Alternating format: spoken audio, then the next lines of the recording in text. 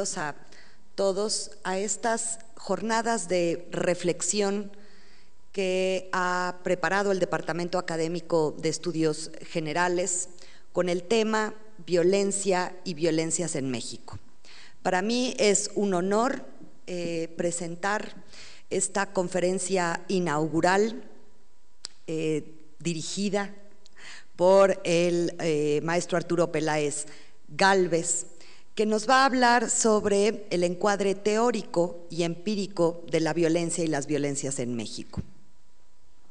Quiero recordarles que todo el día de hoy, desde esta hora, 9 de la mañana y hasta el mediodía, vamos a tener diversos conferencistas que ustedes pueden ver en la pantalla, donde van a tocar distintos enfoques de un gran problema que tenemos hoy en el país, que es la violencia, las violencias, ¿sí? Habrá enfoques filosóficos, habrá enfoques sociológicos, habrá enfoques antropológicos, también cómo la violencia es estructural en el sentido, por ejemplo, de la desigualdad, hablar de la grave condición de violencia en México, respecto al crimen organizado, y también tendremos plática, unas charlas al final, vamos a cerrar con broche de oro, sobre cuáles deben ser nuestras respuestas a la violencia. Entonces, no solo se trata de analizar la violencia y violencias en México, sino también acercarnos a una posible respuesta a uno de los grandes problemas de México y de la humanidad. Me es grato presentar al maestro Arturo Peláez Gálvez, que es maestro en Sociología Política por el Instituto Mora y licenciado en Filosofía por la UNIVA. Tiene estudios de Ciencia Política en el ITAM, donde comenzó a impartir clases desde hace ya más de una década en el Departamento de Estudios Generales. Fue servidor público de la Secretaría Técnica del Consejo de Seguridad Nacional y en el hoy extinto Centro de Investigación y Seguridad Nacional, CISEN, donde desarrolló actividades vinculadas con el análisis social y estadístico de la violencia en el país. Asimismo, fue director de estudios sobre Estado de Derecho en la Fundación Desarrollo Humano Sustentable y actualmente dirige la investigación ciudadana que acompaña el proceso de implementación de la estrategia de combate al homicidio doloso que está llevando a cabo la Procuraduría General de Justicia de la Ciudad de México. Como pueden ver, el maestro Arturo Peláez tiene mucho que decirnos sobre este encuadre teórico y empírico de la violencia y las violencias en México a manera de introducción de este día de jornadas de reflexión. Maestro, le cedo la palabra. Muchísimas gracias. Quiero dirigirme a ustedes con toda la consideración y respeto que merece este auditorio y en señal también de gratitud a las autoridades que hicieron posible y motivaron el desarrollo de esta jornada, particularmente al jefe del Departamento de Estudios Generales, el doctor Carlos Macaen, así como a todo el claustro de profesores que con su colaboración y entusiasta ayuda fue posible el desarrollo de esta jornada que se refiere a un tema de gravísima importancia. Me han solicitado realizar un encuadre teórico y empírico sobre la violencia y las violencias en México y, como es costumbre en estos casos de dificultad, de crisis, aparecen los clásicos en auxilio de los tiempos contemporáneos, particularmente Homero, y quiero referirme a ese primer canto de la Ilíada que dice: canta, oh diosa, la cólera del Pélida Aquileo, cólera funesta que causó infinitos males a los aqueos y precipitó al Hades muchas almas valerosas de héroes, a quienes hizo presa de perros y pasto de aves. Cumplíase la voluntad de Zeus, desde que se separaron disputando el Átrida, rey de hombres, y el divino Aquileo. ¿Cuál de los dioses promovió entre ellos la contienda para que pelearan? ¿Cuál de esos dioses? Veremos que no fueron los dioses, hemos sido los humanos. ¿Cómo será posible comprender la violencia si ésta produce la obnubilación del sentido y el desasosiego en la razón?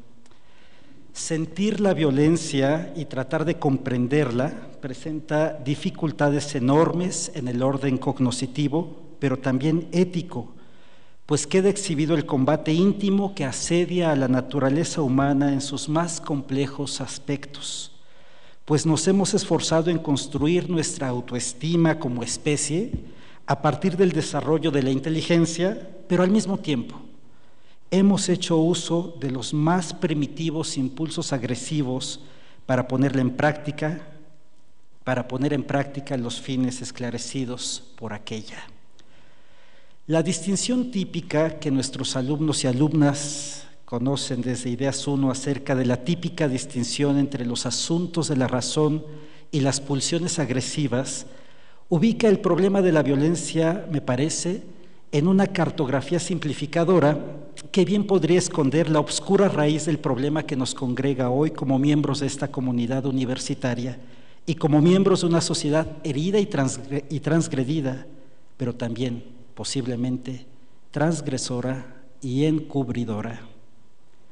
El propósito de esta jornada de reflexión, impulsada por el Departamento Académico de Estudios Generales, se dirige al objetivo de contribuir a hacer visibles las complejas aristas de una realidad que causa desagrado, miedo, frustración y posiblemente también rabia, tristeza y angustia.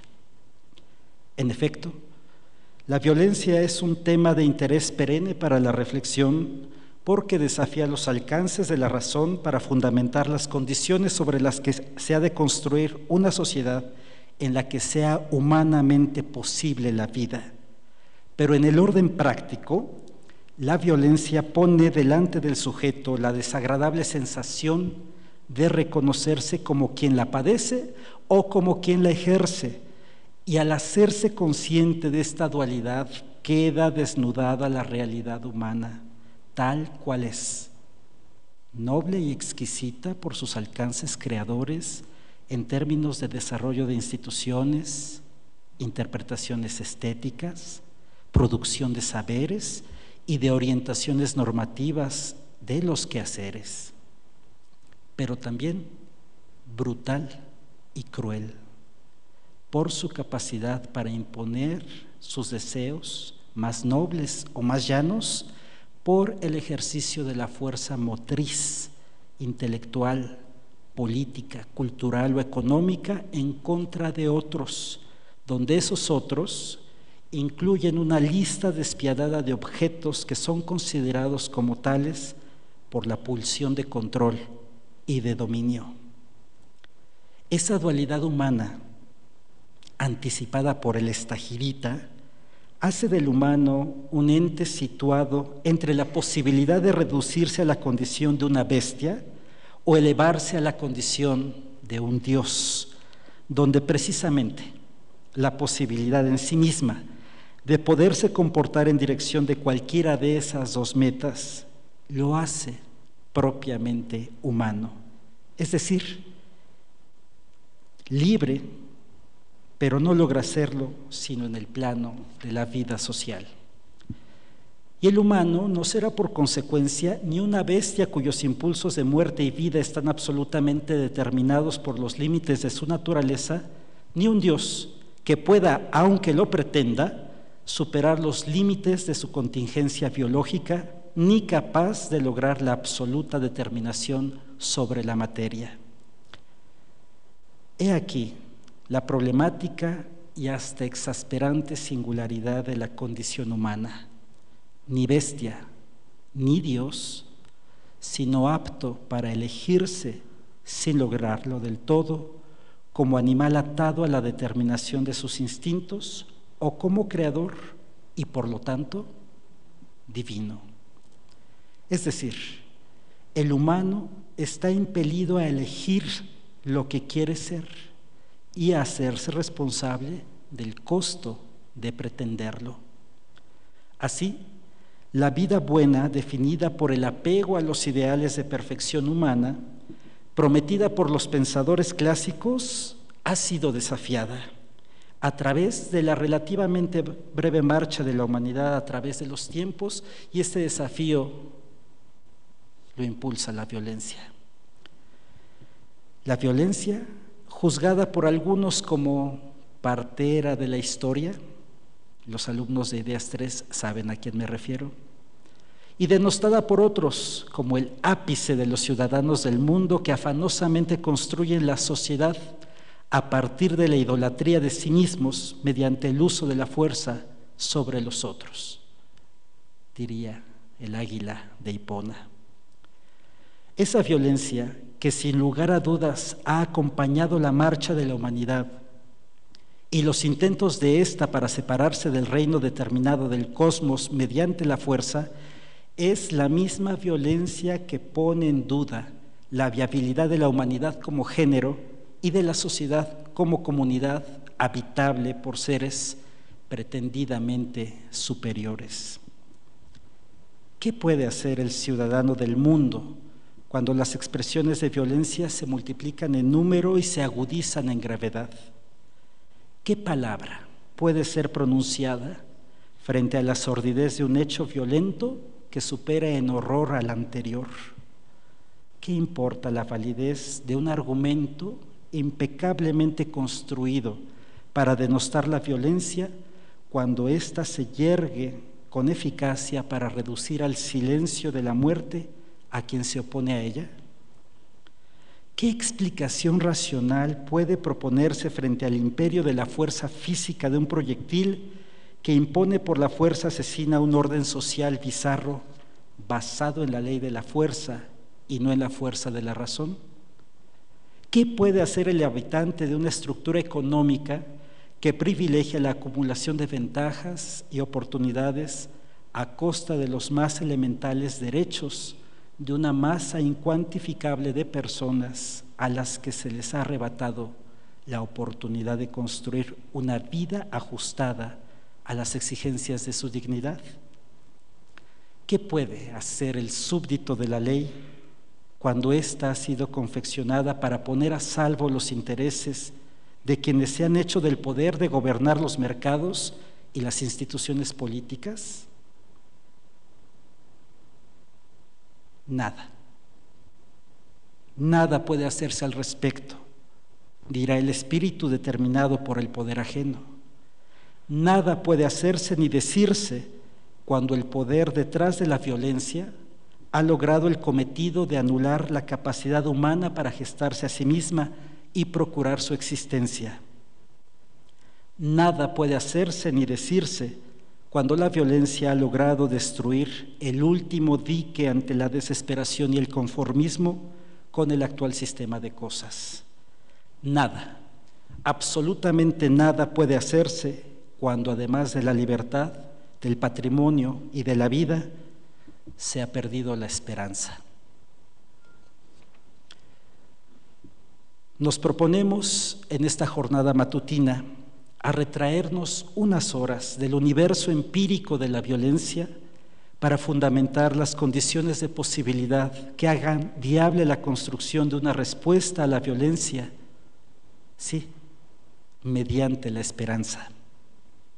Esta no habrá de consistir en el autoengaño de soñar con soluciones situadas en la voluntad de otros, ubicadas en la imaginación o construidas en el mero deseo bien intencionado de que las cosas van a cambiar porque nada puede estar peor. Desafortunadamente, sí, podría estar peor. Me refiero, en cambio, a una esperanza que implica una confrontación directa con el problema, reconociendo, por más doloroso o incómodo que resulte, nuestra posición frente a este. Sea como procuradores de un sistema inicuo, como beneficiarios de algunas aristas de un régimen violento o como víctimas eminentes de un universo social fragmentado, amedrentado y sometido a la idea espuria de que la violencia es inevitable e irresoluble. Por ello, el propósito de esta jornada consiste en fundamentar una auténtica esperanza que nos permita revertir el dinamismo habitual de nuestra relación con la violencia. Ordinariamente, la violencia es la que viene a nosotros a través de la prensa y sus noticias de sangre y dolor. Es la violencia la que se nos aparece sin previo aviso en el delito de cada día, vivido directamente o experimentado por personas cada vez más cercanas a nosotros. La violencia es la que se nos manifiesta en las condiciones generales de una sociedad racista, desigual e injusta. En fin, la violencia nos toma como rehenes y nos asimila como objetos pasivos, colocados a expensas de una acción externa que produce dolor por el daño inmediato y temor por el daño posible cada vez más probable. Y tras el temor, la irrupción de la violencia nos convence de una inevitabilidad que ejerce una función determinadora de la voluntad, que se reconoce como impotente y en consecuencia la libertad, que es carácter ineluctable de la condición humana, vira a su más dolorosa experiencia, la angustia de intuirse como libre, pero notarse impotente para oponerse a la violencia. El privilegio de encontrarnos hoy y aquí, en esta casa del saber, nos permite tomar distancia de la violencia y revertir la relación predominante que ella ejerce. Hoy no seremos objetos de la violencia, sino que restableceremos un orden en el que ella sea el objeto y nosotros el sujeto que toma distancia conceptual sobre ella para someterla mediante el diálogo y la reflexión a un escrutinio racional en su forma y comunitaria en la materialidad de este encuentro, congregado en la universidad, abierta al despliegue de la sabiduría y orientadora de una dolorosa praxis histórica que hoy llama a nuestra puerta con abrumadora insistencia. A manera de una pars destruens, quiero proponerles como una primera etapa de discernimiento la presentación de los diversos elementos que configuran el problema que hoy nos ocupa, a fin de pasar revista a las dimensiones típicamente disponibles para acercarnos a la violencia, a fin de tomar distancia del objeto violento a través del pensamiento mediante la proposición de las siguientes 5 tesis. Tesis número 1. La violencia, a diferencia de la agresión, es un fenómeno eminentemente humano. Las aportaciones de la biología en general y de la genética en particular nos permiten establecer que la base neurológica de la agresión del Homo sapiens sapiens se encuentra localizada dentro del sistema límbico en la amígdala cerebral, donde se procesan las emociones más primitivas como el miedo y la agresión, cuya operación conductual se encuentra atemperada funcionalmente por el lóbulo frontal, cuyo desarrollo se ubica en una larga data de al menos 100 millones de años y del cual depende, entre otros mecanismos bioquímicos, la emisión de serotonina, la cual inhibe emociones básicas, entre ellas la agresión. Además, esta novedad evolutiva llamada neocórtex es el locus cerebral donde de alguna manera ocurren neurológicamente las actividades superiores de la mente, como el pensamiento abstracto, la memoria, la moralidad y la conciencia. En virtud de esta configuración neurológica y sin pretender incurrir en los pormenores del fecundo debate entre mente y cerebro, podemos establecer que la violencia no es expresión única del instinto de agresión, ni mucho menos. Cabe admitir que las bases biológicas de la agresión puedan servir como pretexto para establecer una pretendida natural e inevitable propensión del humano hacia la violencia. Así lo alertó hace exactamente 30 años un conjunto de personalidades científicas que bajo el auspicio de la UNESCO afirmaron en la segunda proposición del llamado Manifiesto de Sevilla que es incorrecto decir que la guerra o cualquier otra forma de comportamiento violento está genéticamente programado en la naturaleza humana.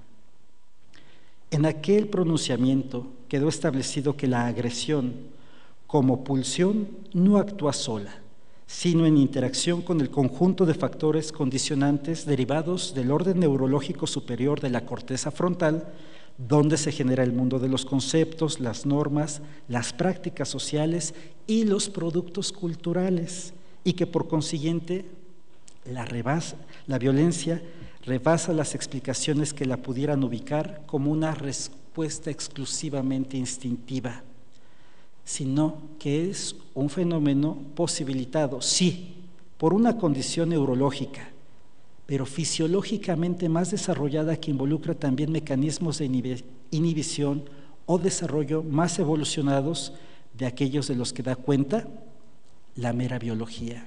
Es el campo entonces de la vida social y de la producción cultural. Todo lo anterior corresponde entonces a lo humano, más allá de la instintiva agresión. Ello da pie a la siguiente tesis. Tesis número 2. Los diferentes abordajes en torno a la violencia no deben servir para diluir la responsabilidad derivada de esta, sino para mostrar su complejidad como un fenómeno humano. Así, el empeño de las diversas disciplinas humanas para comprender la violencia exige la determinación de ángulos de interés analítico que posibilitan una mayor profundidad en los hallazgos, pero hay un riesgo, el de incurrir en el riesgo en que las conclusiones descriptivas de cada una de estas disciplinas produzcan la impresión de que hay consecuencias normativas asociadas a esas disciplinas que sean incoherentes o excluyentes entre sí. Quiero explicar esta idea, pues me parece que en el debate público acerca de la violencia se suele acudir a explicaciones simplificadoras que ubican el tema en términos de un problema de interés público, y sí, lo es, y queda colocado como un objeto de política pública, y lo es. Es decir, así ubicado el problema queda en términos del hacer o no hacer de las agencias gubernamentales sobre la violencia. Desde esta perspectiva, la definición de la violencia como un problema supone la definición de un diagnóstico, la formulación de una hipótesis causal y la implementación de una serie de acciones dirigidas a inhibir, atemperar o evitar los factores causales del problema. Como puede intuirse, este enfoque supone como presupuesto epistemológico que la violencia puede diseccionarse simplemente como la interacción entre causas y efectos. Nada más apegado a una visión positivista de la realidad, según la cual habremos de medir antes de intervenir e intervenir antes de cuantificar los efectos atribuibles a la intervención.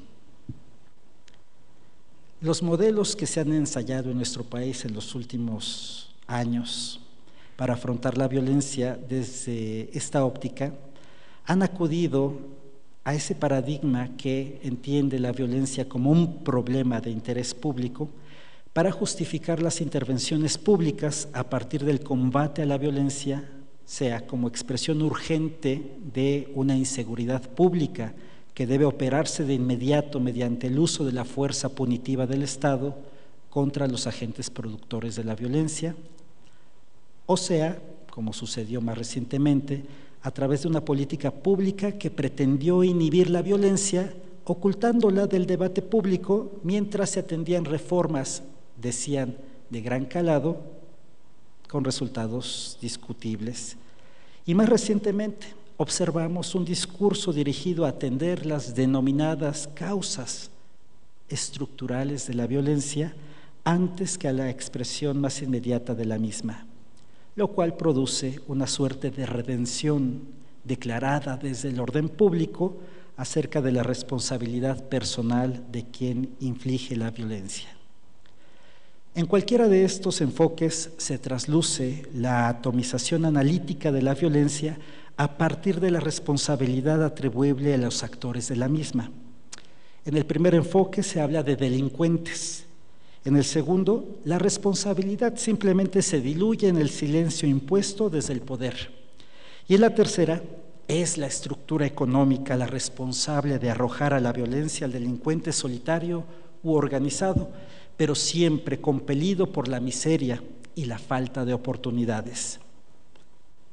Coinciden los tres enfoques en ubicar el problema como un problema de causalidades y no como es, en última instancia, un problema humano.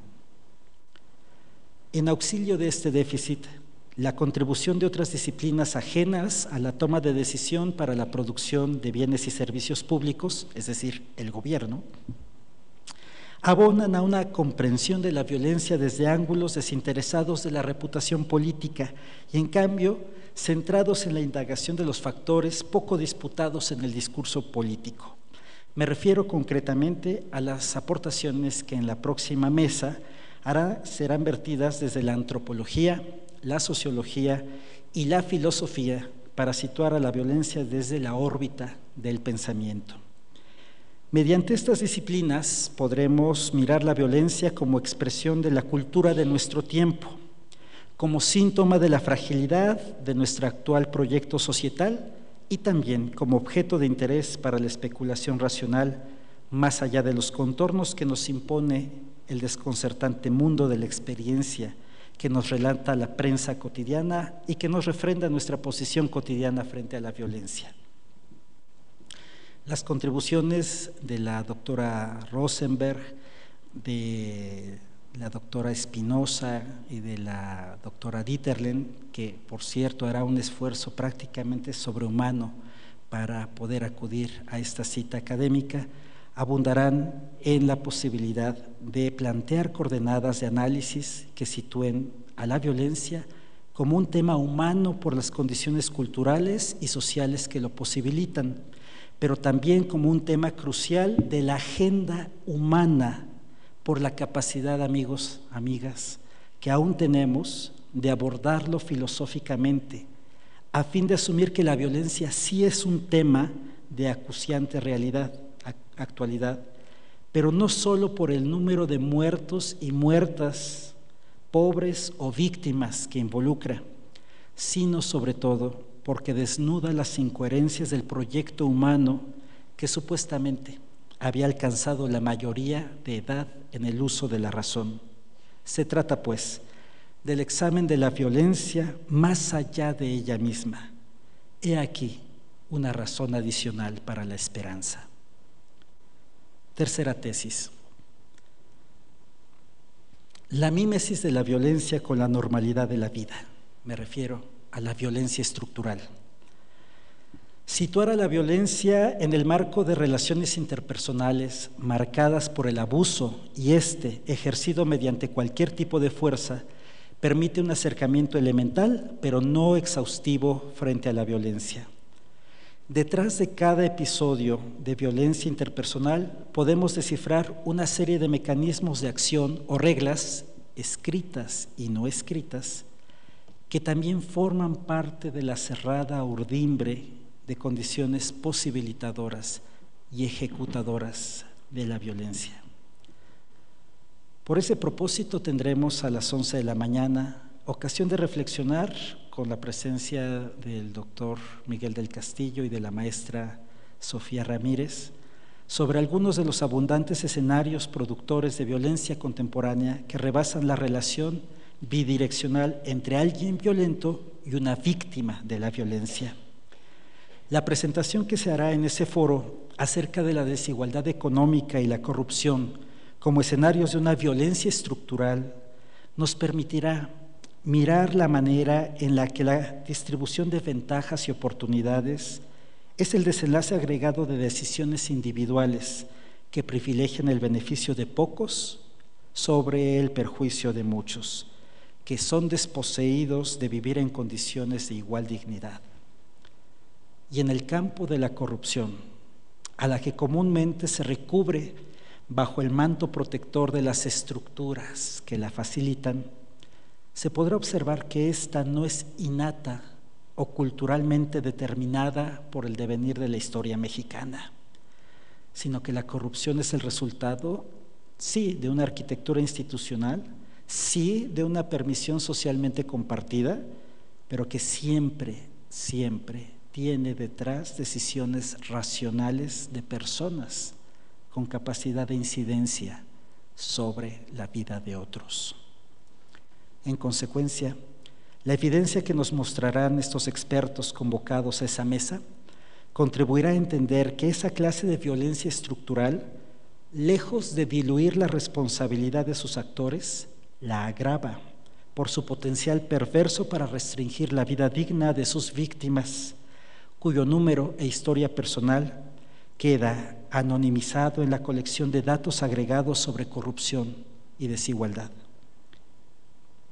Es esa clase de violencia a la que, desde la plataforma de la doctrina social cristiana, Juan Pablo II denominó estructuras sociales de pecado, en las que no por ser estructurales se aminoraba, antes se agudizaba la responsabilidad de los agentes de decisión que producen arreglos institucionales y sociales fincados en el dominio despótico de unos cuantos sobre aquellos a quienes se incapacita mediante la penuria económica y social para defenderse de una vida miserable y hostil. Identificar esos condicionamientos que por estructurales, no por ello son menos humanos, es también una razón que abona a la esperanza. Pero no podemos obviar la importancia de la violencia desde su cuantificación en términos espaciales y temporales, desde su expresión más nítida, la cual da paso a la siguiente tesis. Tesis número 4. La violencia tiene una adscripción cuantitativa, pero detrás del número hay un noómeno, el humano. La epifanía de la violencia, es decir, la manera en la que se nos manifiesta ordinariamente, acude a nosotros a través de un ropaje cuantitativo que por su magnitud tiende a ofuscar nuestra capacidad de asombro. En el caso mexicano, el despliegue y relativo perfeccionamiento de los sistemas de medición de la violencia tiene el efecto paradójico de poner al sistema de estadísticas nacionales a la vanguardia mundial en el registro de violencia. Pero también la estridencia de las cifras tiene el efecto de contribuir a normalizar la tragedia que de suyo tendría que ser excepcional. Y esa tragedia, agregada en las cifras cotidianas, establece un nuevo nomos o regla de vida centrado en la cuantificación de la muerte. Se reconoce el mérito técnico de los funcionarios del INEGI para ofrecer una contabilidad muy precisa del homicidio a partir de los certificados de defunción, lo que hoy nos permite saber que en 2018 se alcanzó un máximo histórico de 36.685 homicidios. Tarea semejante realiza el Secretariado Ejecutivo del Sistema Nacional de Seguridad Pública, que mensualmente ofrece el número de delitos registrados a través de carpetas de investigación, lo cual nos permite suponer que en lo que va del año 2019, los ministerios públicos de todo el país tuvieron conocimiento de 34.085 muertes violentas, de las cuales 726 fueron catalogadas como feminicidios, es decir, mujeres privadas de la vida por el solo hecho de ser mujeres. Pero esta prodigalidad de servicios informativos, que se acompaña también de los extraordinarios esfuerzos para medir la percepción de la violencia a través de la ENVIPE, o los ejercicios para la medición de la muerte, que con desafortunada pero clarividente visión noticiosa se denominan ejecutómetros, constituyen un plano de reflexión obligado para situarnos en la gravedad del problema, en el nivel agregado, y para lo cual nos acompañará Alejandro Ope a fin de dar cuenta puntual de las manifestaciones más claras, más evidentes de esta tragedia, que subyace en las cifras y en las estimaciones que ofrecen.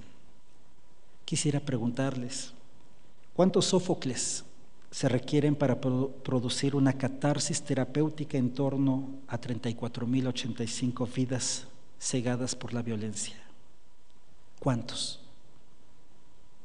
Imposible afrontarlo. Pero peor habría de ser una situación en la que en lugar de cifras hubiera completo silencio. Y en ese sentido, cuando menos, el saber la magnitud de la violencia como condición para afrontarla es una razón más para la esperanza. Quinta y última tesis. La violencia no es el final, es nuestro principio.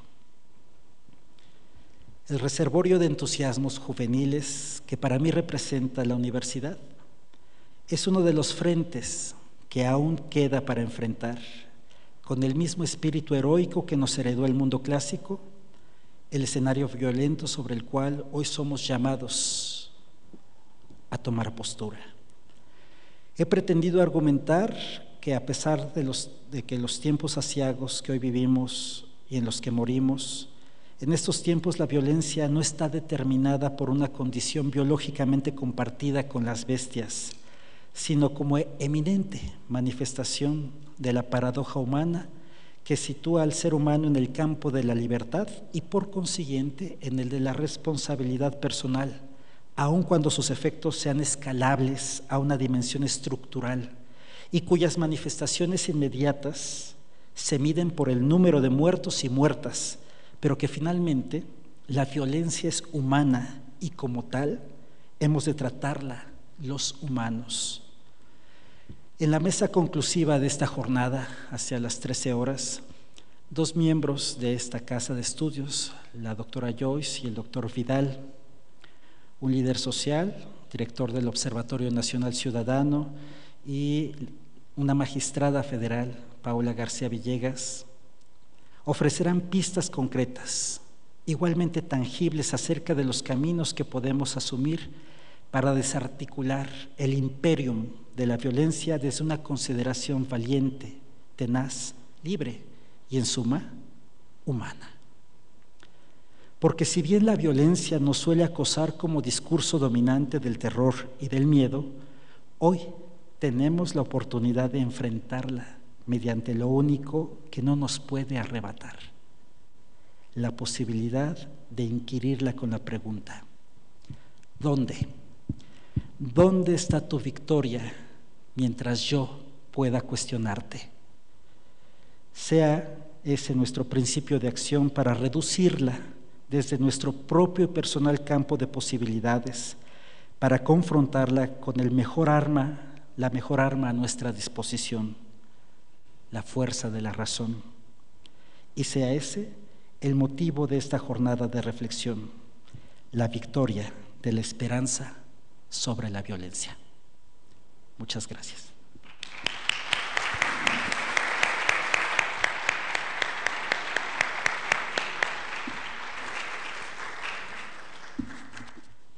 Muchas gracias, maestro Arturo Peláez. Pues como ven, hoy la violencia es el objeto y no al revés. No somos el objeto de la violencia, y lo que vamos a buscar en esta jornada es buscar esta dimensión general y amplia de la violencia, pensar la violencia en y como lo humano.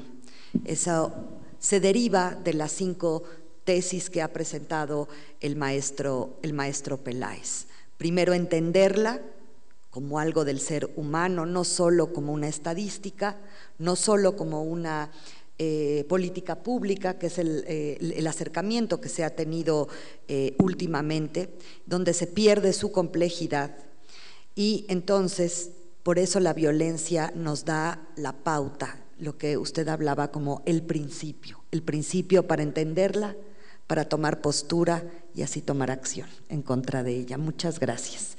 Y abro una breve sesión para algunas preguntas que tengan, algún comentario del público.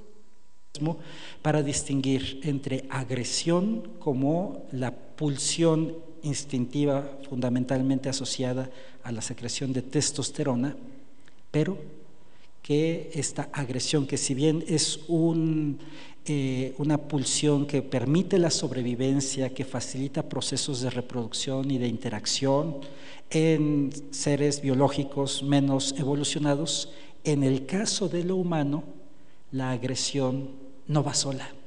La agresión funciona, se atempera, se potencia desde una órbita superior, que es toda la serie de mecanismos que aporta la sección frontal del cerebro.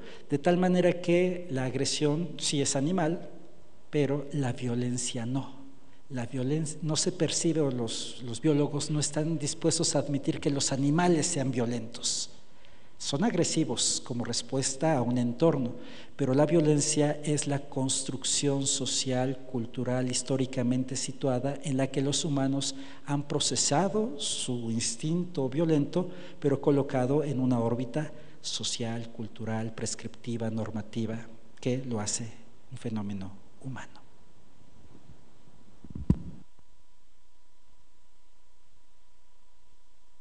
Dejamos 2 preguntas para que conteste. Muchísimas gracias, maestro Peláez. Yo tengo una duda. ¿En algún momento vamos a ver la parte psicológica, psiquiátrica de la violencia en estas jornadas?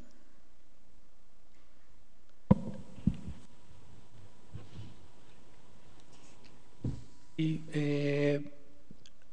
bueno, mi pregunta es, ¿qué opinión tiene, maestro, de las políticas actuales del gobierno de no combatir la violencia con la violencia? O sea, ante unas manifestaciones, ante las manifestaciones que existan, no sé, anarquistas, ¿no? Pues ahorita, anteriormente se combatía ahora sí que la violencia con violencia, ¿no? Y ahorita ya no es el caso. ¿Qué opina usted de esta posición? ¿Hay espacio para una más?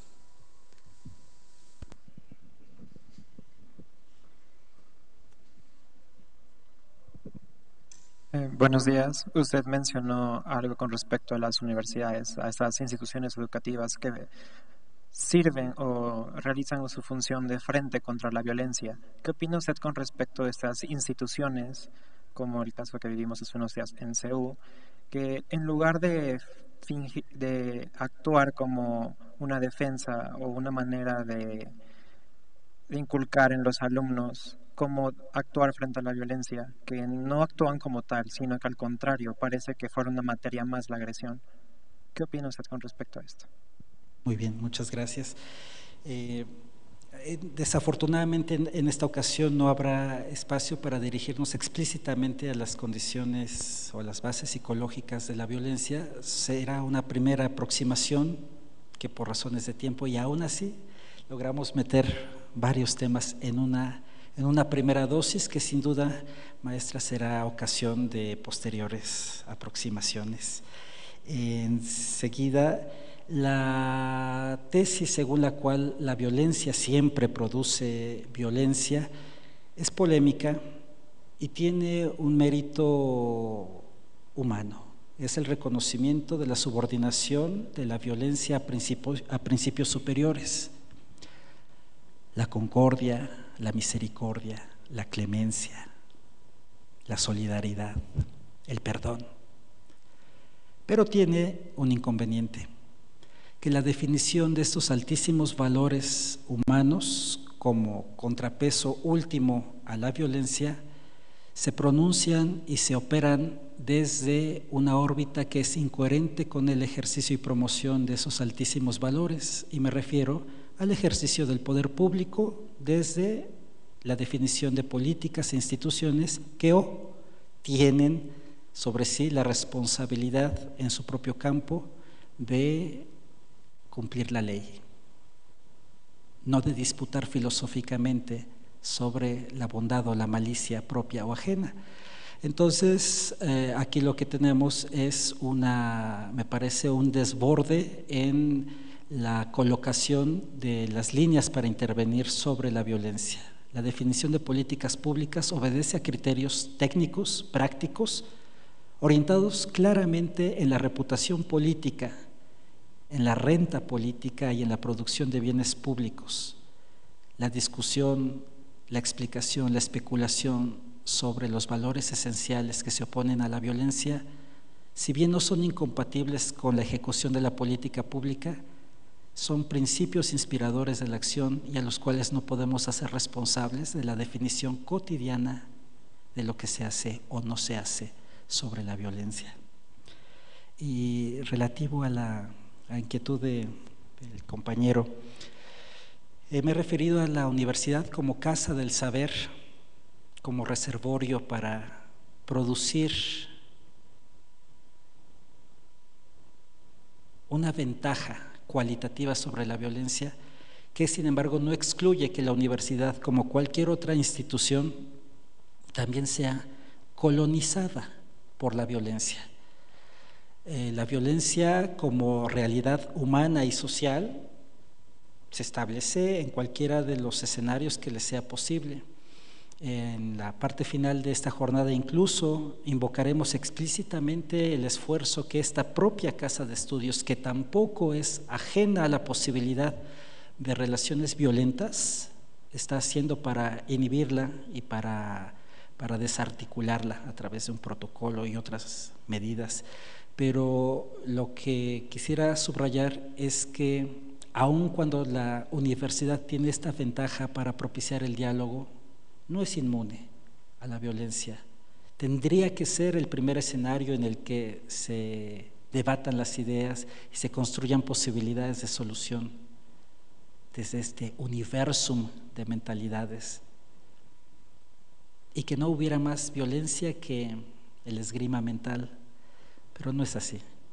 El trabajo que se hace en esta jornada también tiene esa implicación, compañero: favorecer la autocrítica, posibilitar nuestra propia colocación frente a la violencia, y antes de procurar soluciones gigantescas, empezaremos por la casa propia, la casa del pensamiento.